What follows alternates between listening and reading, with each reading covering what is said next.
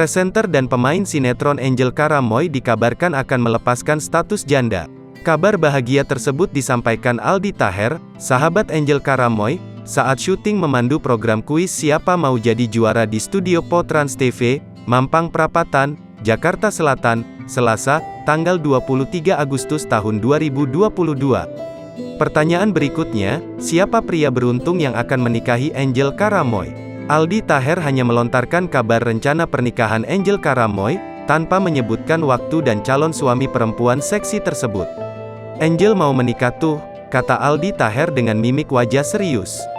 Namun ketika ditanyakan soal kabar bahagia tersebut, Angel Karamoy tidak memberikan penjelasan dan hanya tersenyum saja.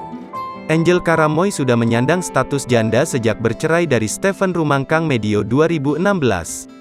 Angel Karamoy betah menjadi janda 2 anak dan diketahui belum kembali menikah setelah 6 tahun bercerai.